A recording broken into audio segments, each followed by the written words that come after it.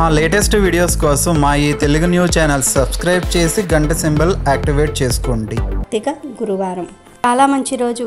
ఈ రోజు తులసి మొక్క మీద దీనిని చల్లితే చాలు, 1 గంటలో మీ జీవితం మారిపోతుంది. మీకు ఉండే కష్టాలన్నీ కూడా తీరిపోతాయి. కోట్లు వచ్చి పడతాయి. మీ జీవితం అద్భుతంగా మారిపోతుంది.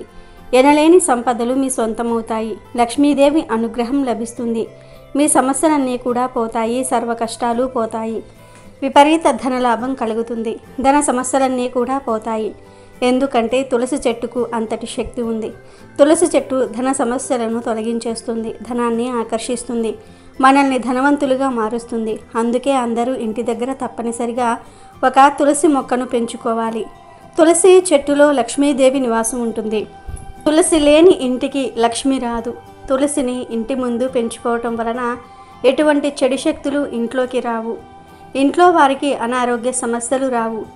ఏ ఇంటి దగ్గర అయితే తులసి మొక్కను పెంచుతారో ఆ ఇంట్లోని వారంతా కూడా ఎప్పుడూ యాక్టివ్గా ఉంటారు, ఆరోగ్యంగా ఉంటారు. కాబట్టి మీరు పూజలు చేసినా చేయకపోయినా ఇంటి ముందు ఒక తులసి మొక్కను పెంచుకోండి. ప్రత్యేకంగా గురువారం రోజు ఆ తులసి మొక్క మీద దీనిని చల్లండి చాలు, మీ జీవితం అద్భుతంగా మారిపోతుంది.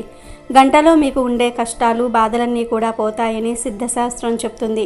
మరి ఇంతకీ ఈ గురువారం రోజు తులసి మొక్క మీద ఏం చల్లాలి అనే విషయాన్ని ఇప్పుడు మనం ఈ వీడియోలో వివరంగా తెలుసుకుందాము. అంతకన్నా ముందు నెలసరిలో తులసి చెట్టును తాకితే ఏమవుతుందో తెలిపే పురాణ కథను విందాం. ఫ్రెండ్స్, ఫస్ట్ అయితే కామెంట్ బాక్స్లో జై శ్రీకృష్ణ అని కామెంట్ చేయండి. అలాగే ఈ వీడియోకి ఒక లైక్ కొట్టి మా ఛానల్ని సబ్స్క్రైబ్ చేసుకొని మాకు సపోర్ట్ చేయండి. ఒకసారి రుక్మిణీదేవి శ్రీకృష్ణుణ్ణి, స్వామి, నా మనసులో ఒక ప్రశ్న మెదులుతూ ఉంది. కేవలం మీరు మాత్రమే నా ప్రశ్నలకు సమాధానాలు చెప్పగలరు అంది. అప్పుడు శ్రీకృష్ణుడు రుక్మిణీదేవితో, దేవి, నీ మనసులో ఏ ప్రశ్న అయితే ఉందో ఆ ప్రశ్నలు నిస్సంకోచంగా అడుగు. నీ మనసులో ఉన్న అన్ని ప్రశ్నలకు కూడా సమాధానాలు చెప్తాను అన్నాడు. అప్పుడు రుక్మిణీదేవి, స్వామి, ఆడవాళ్ళు బాధపడే శాపం ఎందుకు ఉంది? ఆడవాళ్లకు నెలసరి ఎందుకు వస్తుంది? ఆ సమయంలో ఆడవాళ్ళు ఏ పనులు చేయకూడదు? ఏ పనులను చేయటం వల్ల వారికి పాపం తగులుతుంది అని అడిగింది. అప్పుడు శ్రీకృష్ణుడు, దేవి, నువ్వు లోక కళ్యాణం కోసం చాలా మంచి ప్రశ్నలు అడిగినావు. నీవు అడిగిన ప్రశ్నలన్నిటికీ సమాధానాన్ని నేను సుమతి అనే బ్రాహ్మణుడి కథ ద్వారా చెప్తాను. ఈ అద్భుతమైన కథను పూర్తిగా విన్నవారికి సర్వ పాపాలు తొలగిపోతాయి. దేవి, ఎవరైతే భార్యాభర్తలు ఈ కథను శ్రద్ధగా వింటారో వారికి సౌభాగ్య ప్రాప్తి కలుగుతుందని శ్రీకృష్ణుడు కథ చెప్పటం మొదలుపెట్టాడు. పూర్వం కళింగ రాజ్యంలో ఒక అందమైన నగరం ఉంది. ఆ నగరంలో సుమతి అనే ఒక బ్రాహ్మణుడు నివసిస్తూ ఉన్నాడు. సుమతి అన్ని వేదాలను, శాస్త్రాలను చదివినవాడు మరియు మంచి గుణవంతుడు, దైవభక్తి కలిగినవాడు. అతని ప్రతిరోజు యజ్ఞాలు, యాగాలు, దాన ధర్మాలు చేస్తూ ఉండేవాడు. సుమతి భార్య కూడా ఎంతో సుగుణవంతురాలు, పతివ్రత, ధర్మాన్ని పాటించే స్త్రీ. ఒకసారి సుమతి తన ఇంట్లో సత్యనారాయణ స్వామి వ్రతాన్ని చేశాడు. ఆ వ్రతానికి నగరంలో ఉన్న బ్రాహ్మణులను అందరినీ కూడా పిలిచాడు. అలాగే నగరంలో ఉన్న ప్రజలందరినీ కూడా భోజనాలకు పిలిచాడు. సుమతి బ్రాహ్మణులందరికీ కూడా విధిపూర్వకంగా సేవలు చేశాడు. వారిని గౌరవించి అతిథి సత్కారాలు చేశాడు. ఆ బ్రాహ్మణులందరికీ కూడా పంచభక్ష పరమాన్నాలతో తయారు చేసిన భోజనం పెట్టాడు.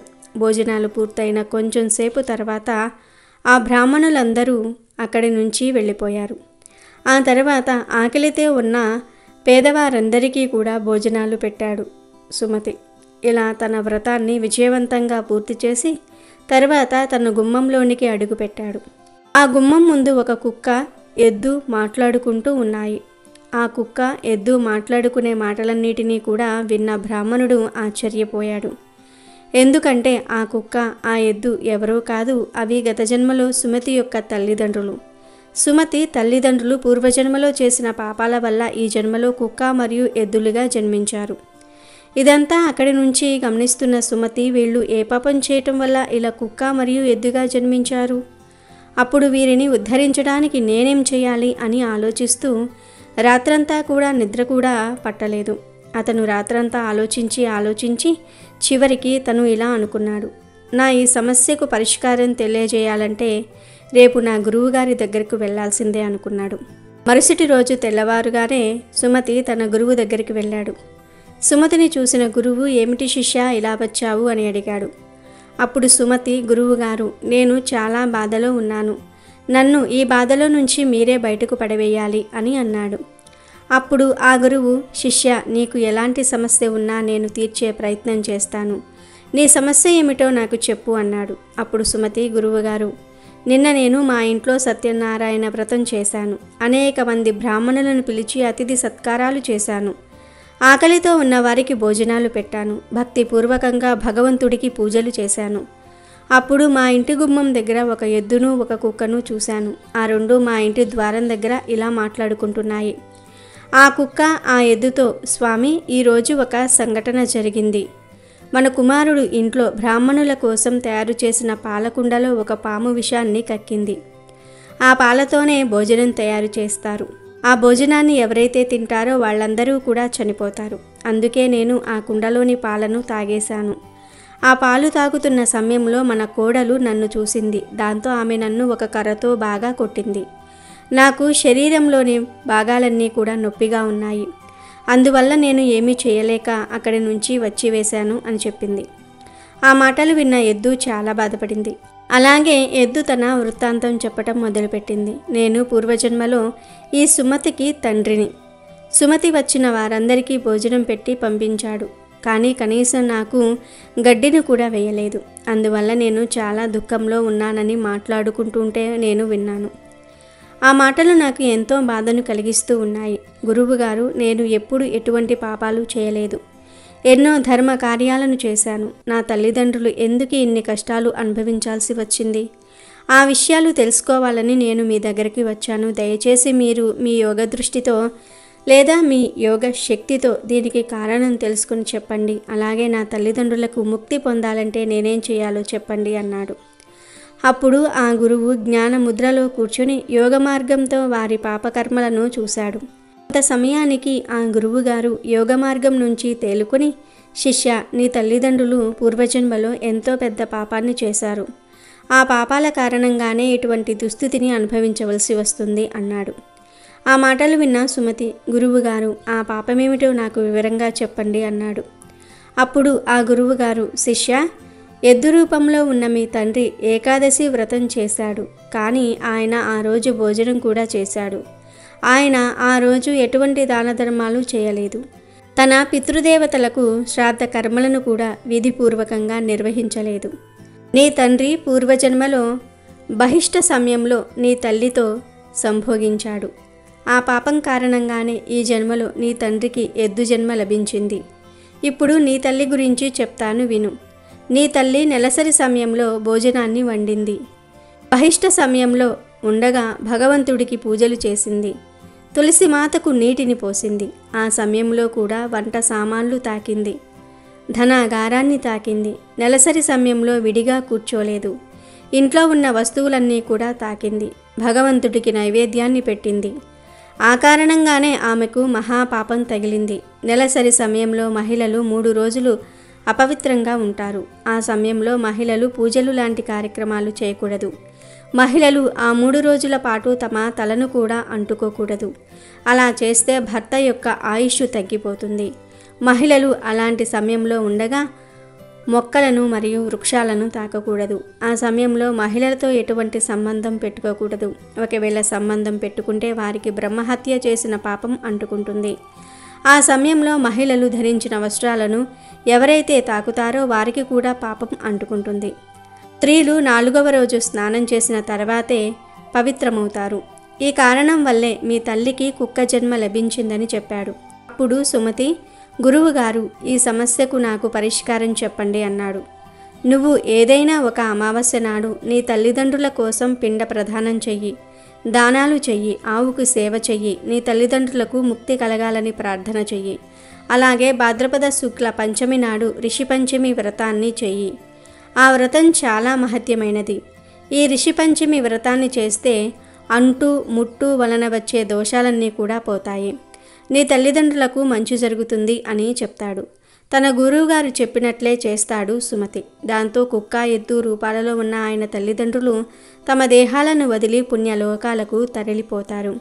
కాబట్టి దేవి, నీకు ఆడవాళ్ళు నెలసరి సమయంలో ఎటువంటి పనులు చేయకూడదు అనే విషయాన్ని స్పష్టంగా చెప్పాను. ఇప్పుడు నీకు ఏ కారణం వల్ల మహిళలు ఈ బాధను అనుభవిస్తున్నారో కూడా చెప్తాను, విను. త్వష్ట అనే ప్రజాపతికి సర్వ విజ్ఞానపరుడైన విశ్వరూపుడు అనే కొడుకు పుట్టాడు. అతనికి 3 తలలు ఉంటాయి. విశ్వరూపుడు ఒక నోటితో సురాపానము, ఇంకో నోటితో సోమాపానము, 3వ నోటితో అన్నము తినేవాడు. దేవతలు అతనికి గురువు స్థానం కల్పించారు. ఇంద్రుడు అతని వద్ద నారాయణ కవచం ఉపదేశంగా పొందాడు.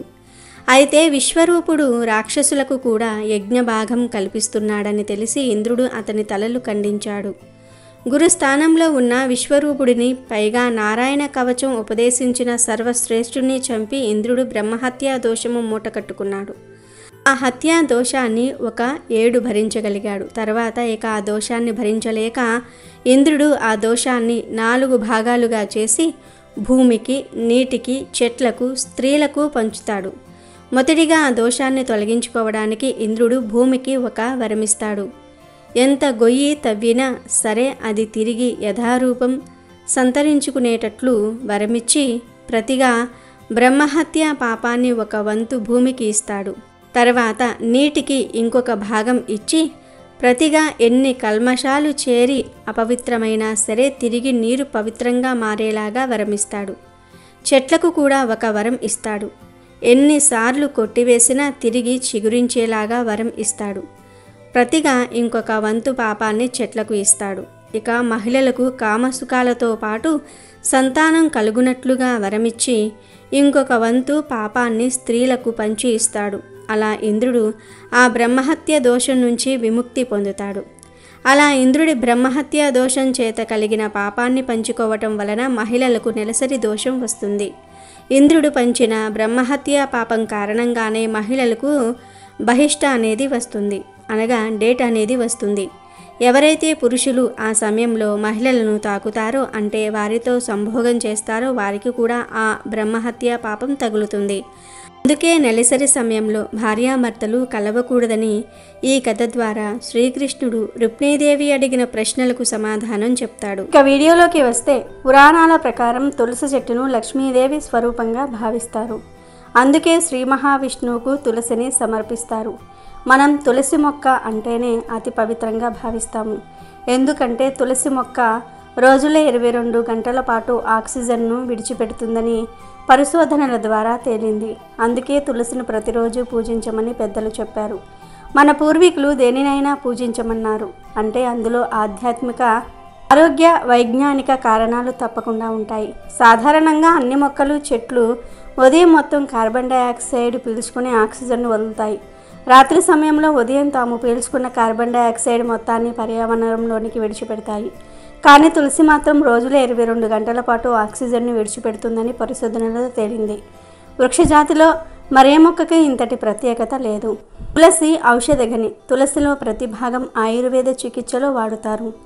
తులసికి ఉన్న ఘాటైన వాసన కారణంగా తులసి వాసన వ్యాపించినంత మేర ఈగలు, దోమలు, పాములు రావు. అందుకే మన సాంప్రదాయంలో ఇంటి ముందు, వెనుక కూడా తులసి మొక్కను పెట్టి పూజించమన్నారు పెద్దలు.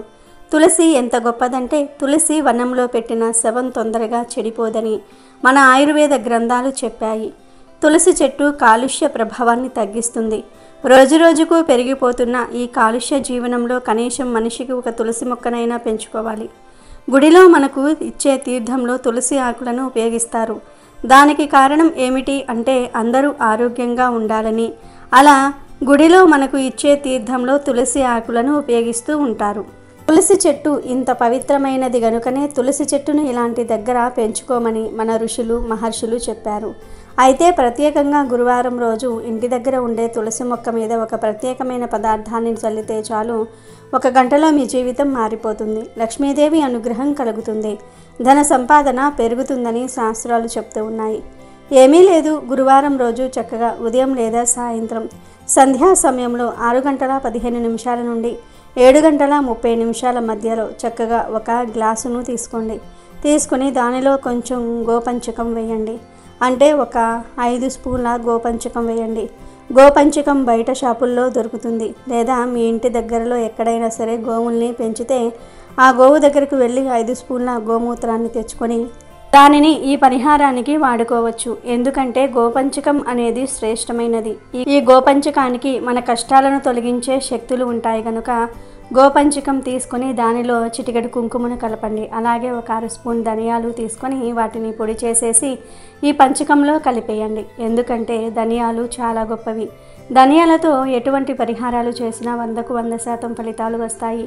ధనియాలు మన కష్టాలను పోగొడతాయి, ధనాన్ని తెచ్చిపెడతాయి, చెడును పారద్రోలుతాయి. అలాగే కుంకుమ కూడా ఎంతో పవిత్రమైనది. కుంకుమతో చేసే పరిహారాలు బాగా అనుకూలిస్తాయి, మంచి ఫలితాలను తెచ్చిపెడతాయి. కనుక వీటన్నిటిని ఒక రాగి లేదా గాజు గ్లాసులో వేసుకొని బాగా కలిపేసి ఆ తర్వాత ఈ పంచకాన్ని తీసుకుని వెళ్ళి తులసి చెట్టు మీద చల్లండి. ఈ చేతితో చల్లండి, మొత్తం చల్లేయండి. అలా చల్లిన తర్వాత 3 సార్లు తులసి చెట్టు చుట్టూ ప్రదక్షిణ, ఒక నమస్కారం చేసుకొని మీ కోరికను చెప్పుకోండి. అంతే. ఇలా 3 గురువారాలు చేయండి. ఈ చిన్న పరిహారం చేస్తే గంటలోనే ఫలితాలు వస్తాయి. గంటలోనే మీరు ఏదో ఒక శుభవార్త వింటారు. మీ జీవితం మారిపోతుంది. లక్ష్మీదేవి అనుగ్రహంతో మీరు ధనవంతులుగా మారుతారు. కనుక అందరూ గుర్తుపెట్టుకుని గురువారం రోజు తులసి చెట్టు మీద ఈ పదార్థాన్ని చల్లి మీ జీవితాన్ని మార్చుకుని ఆనందంగా జీవించండి. అమెజాన్లో బెస్ట్ డిస్కౌంట్స్ కోసం వీడియో డిస్క్రిప్షన్లో లింకు ఉంది, చూడండి. అలాగే మా టెలిగ్రామ్ ఛానల్ సబ్స్క్రైబ్ చేసుకోండి.